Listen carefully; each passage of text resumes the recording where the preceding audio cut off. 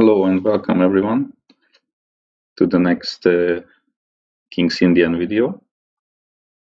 So in today's episode we have Navarovsky against Vita. So let's see what happened in this game.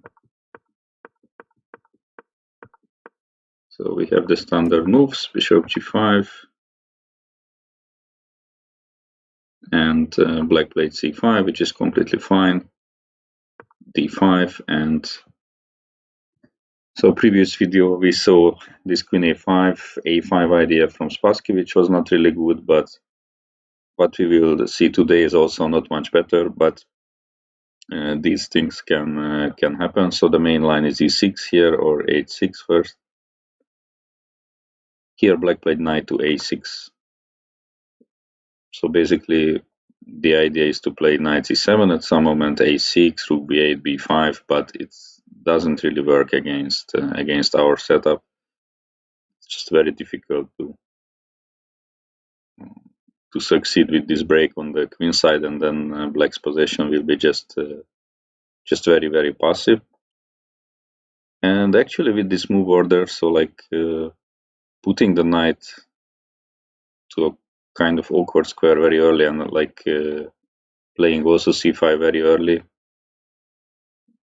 we have already an option here to improve on this particular game, since basically we have the structure, so the center is fixed at this moment. And so in the game knight f3 was played, which is completely nice and good move.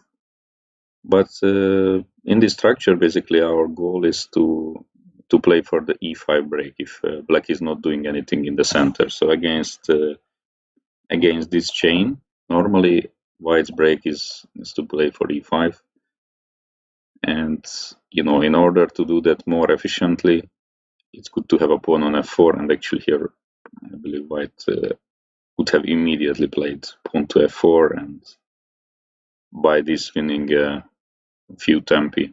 So like let's say knight e7, white plays a4, a6, and then knight f3, for example, and then castles. We will play queen d2 at some moment, bring the rook to e1, and e5 is already a very serious threat. And the main thing is that we did not have to move this knight from f3, so it just developed to f3 and immediately helping with e5. So I believe f4 would have been a very precise way to play here. But okay, it's just a bonus opportunity. Normally the knight is already on f3, so white played knight f3, that's fine. Knight e7, so preparing against e5 ideas. And yeah, here I am not so sure what's the point of this move. I have seen it a few games. There is also, there is at the very beginning, I did a video on King's Indian in the channel, and then there was also queen c1 move, but then it was very understandable, because if you would have put the queen on d2 and some moment the bishop is coming back, then there was this f5, f4 trapping the bishop. But here it's completely different, and still quite a few players are playing this queen c1 move, which honestly I don't know what is the point of the move over queen d2. So it's really hard for me to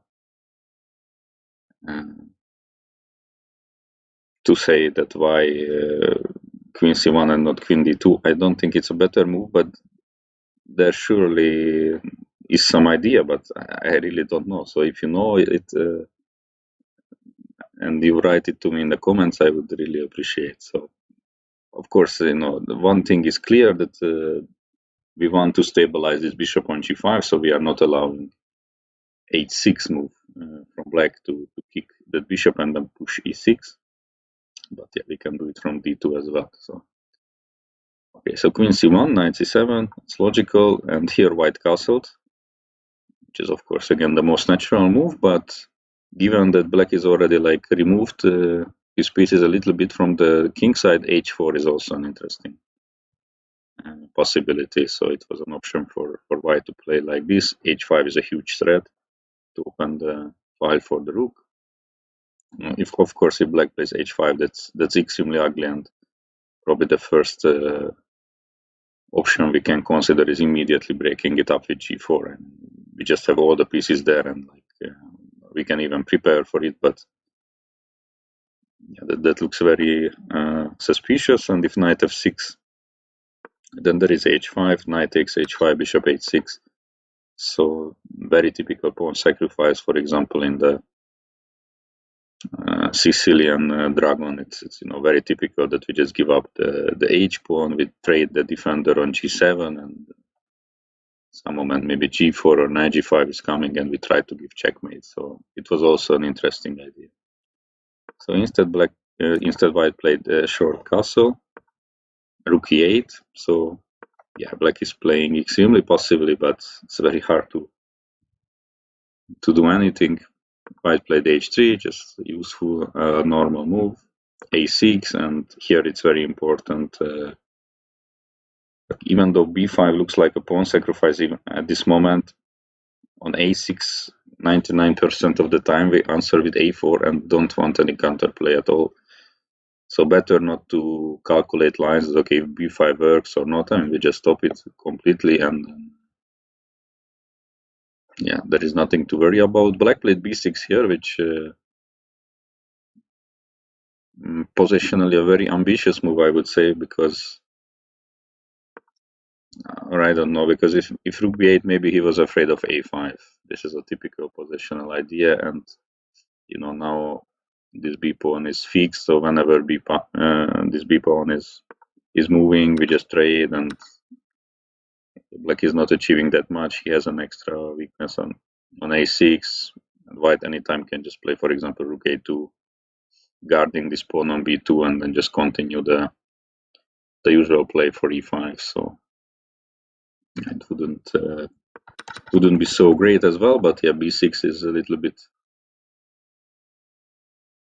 too slow, or black cannot afford, basically black is playing on the second and third row. I mean, that's not really going to work. And now knight h2 played, and white has many different options where to put the pieces. Knight h2 is one of them. It's a very natural move, and it opens the way for the f pawn to go forward, and then later for e5 or f5. And yeah, basically at this moment, black had enough of just making these waiting moves and doing nothing, and played f6. So basically the idea is to kick our bishop here, and then the e pawn can move finally, because the queen is not pinned. But of course it's also weakens quite a few squares. So bishop h6, white played, and now black took. In case of bishop h8, I mean, it wouldn't help much at all. So f4 is coming, and bishop is rather unpleasant, and h8 bishop is doing nothing. So taking was probably more normal. Queen takes on h6. And now black played e6. I believe, at least practically, a more challenging move could have been e5. So of course it's an option to take, but I would rather not take, to be honest, because this d pawn is doing an excellent job of restricting the c7 knight mainly, and also this d7 knight is struggling big time. And if we take, then after knight e6, sometimes this knight can go to d4, which was doing nothing, and maybe even the other one to e5. Of course, in return we get a very nice target on d6, for example, or the d5 square, but it still feels like we are giving some counter chances. So I would just keep the pawn rather. But if you play f4, then after e takes and rook f4, let's say, then again this knight is coming to e5, and it's a beautiful square for the knight. And black is pretty solid here, to be honest. So in a good day, black is going to play rook f8, maybe knight e8, and then maybe the rook can switch over to the king side. So this position is pretty hard to break, and this knight on e5 is the best piece on the board. So f4 would be definitely a rushed decision. So what I would advise you to play in such situation is g3. So basically we have all the time in the world, it's a close position, black's counterplay is not coming, and the idea of g3 is that when we play f4, after ef we take back with the pawn, so we have all the control over e5, and black's knights remain very passive, so for example queen e7, f4, take, and we will probably play king h1 very soon, then rook g1 to attack on the g file, and probably even double at some moment. Position is fantastic for white, and main thing is that these pieces are struggling. So I believe that's an important positional idea here, to not to allow black's knight to come to e5. So in the game it was e6, which doesn't really give much of a challenge. So white went f4, e takes d5, and here is the other reason why I decided to cover this game, because normally we take with the e pawn in the Averbakh, at least in the course. What we did with Angelica, we always try to take with the e pawn, which would also give a nice advantage here, and we try to avoid this type of Benoni structures with cd5, which sometimes could give nice counterplay for black. But it's also important to understand that when this cd5 is good, then it's just much it has a much bigger upside than ed5. So of course now we have this majority on the king side, and rather in the center, so we have this e5 break, very annoying. And okay, what could be the black's idea in the Benoni? To play sometimes c4, knight c5. I mean, not available. b5 not available right now. Counterplay against the e4 pawn, hard to believe at this moment. And the best piece for black in the Benoni is the g7 bishop, which is not in the board anymore. So yeah, it's a very logical and good decision. So sometimes when the position is so good that it's not like that we have to reject this cd5 on principle that it's always ed, but sometimes it just works extremely well. So black played queen e7, rook e1, bringing last piece into the game. Queen g7, so black is defending, but of course we are not trading queens. Black's king is weak, and black would be extremely happy with the trade of the queens, since in general his play is connected with the queen side play, so there is no king there, and our play is connected with e5 or f5, the attack against the king. So it's an absolute easy decision not to trade. Black played rook b8, knight g4, so now all the pieces are active, and finally black could play b5. It was actually okay, so I don't think it's an inaccurate move. The position is probably already losing at this moment strategically, so black cannot really stop white breaking through. Anyway, let's start with this b5, which happened in the game, because it's really spectacular. So you can maybe stop the video and for a few minutes look at the position. How would you continue? White has a very, very strong thematic move here, which is e5. So it is very nice, because normally we have to attack the weak points, but so this is 1, 2, 3, 4, 5 times protected from black, and only 2 white pieces are supporting this pawn. Nevertheless, it works extremely well. So when we can break through the strongest point, even by a sacrifice, it's just crushing normally. So what is the idea of this e5? I mean, first of all, if we can get rid of the d6 pawn, then we have d6 with knight d5. It already opens the e4 square for the knight, maybe the bishop d3 towards the king, and just opening the f5, for example. And simply our pieces are more ready for this active concrete fight. What is going to happen here? And yeah, this is just a crushing position now. So maybe rook f8 instead of b5 was a better defensive move, but actually it doesn't change much in my opinion. e5 still works. So now if f takes on e5, f takes on e5, if pawn takes, then d6, for example, is good enough with bishop c4 to follow. And if knight takes on e5, then there is a nice line, knight to h6, king h8, takes, and then rook f1, winning the game because the queen has to cover f6 square, not to allow that check, but also d8 square, and no such square exists for the black queen, so bishop f5 has to be played, and g4 picks up the bishop and wins the game. So on e5, black may try f5. Again, here many things are good, so if black cannot immediately do anything with this pawn center, then the position is hopeless. For example, ed6 is a nice solution, I believe. Knight e8, knight e5, knight takes on d6, knight c6. So the knight is fantastic on c6. Rook goes to a8, and for example, bishop f3. So now we have ideas like rook to e7, knight f6, and again many moves. Really, the position, it's hard to make a bad move at this moment. But just to illustrate that because of this c6 knight, this d5 pawn, so basically we are dominating the whole board, and we can win on both sides. It's also quite typical. This a5 is nice, b takes, and then queen f2, collecting on c5 and completely breaking through.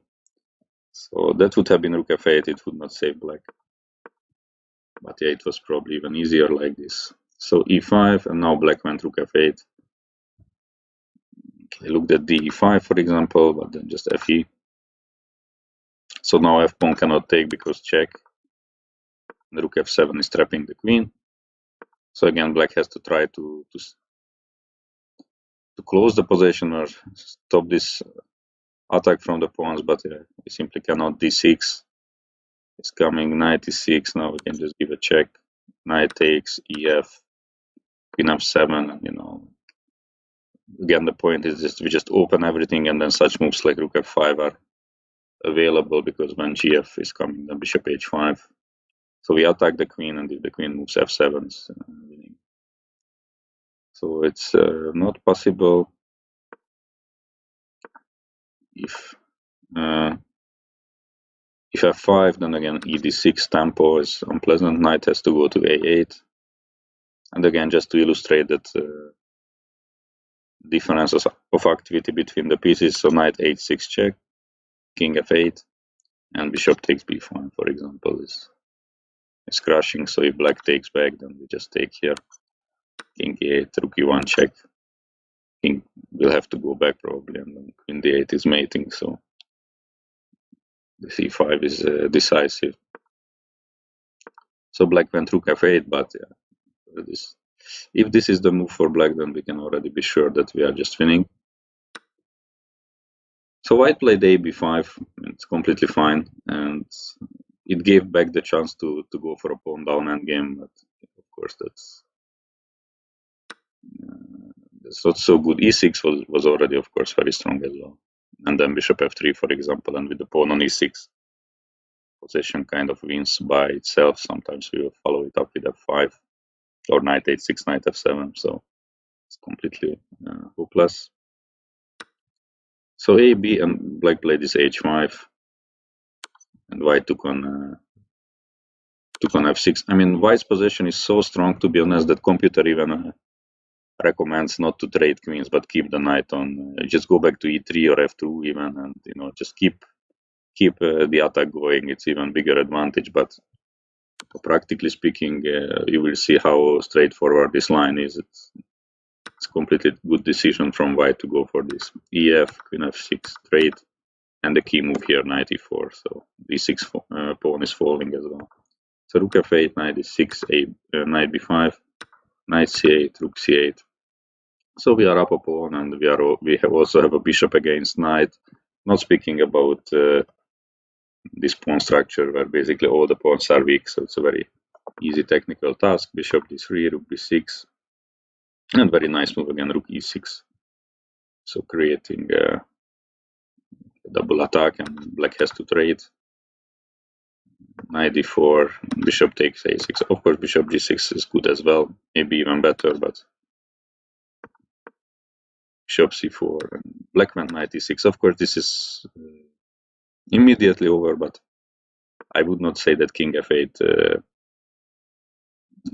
offers serious chances to save the game. White will play rook e1, rook e5, for example, and up 2 pawns, and it will be close to impossible to collect the pawn on e6 anyways. So, but knight e6 allows just a pawn endgame. So rook e1, king f7, king f2, king f6. So now the knight is not pinned anymore. So we take, g4, take, king d5, king d3. Black played c4, and after f5 he resigned. It's just a very elementary pawn endgame. So gf, gf, king e5, f6, king f6, king d4 could have happened, and we take the pawn and easily get access to the key squares, and we'll promote the b pawn. So pretty nice game from white. Black played quite passively and inaccurately in the opening, and with this nice e5 break, white exploited it in a textbook fashion.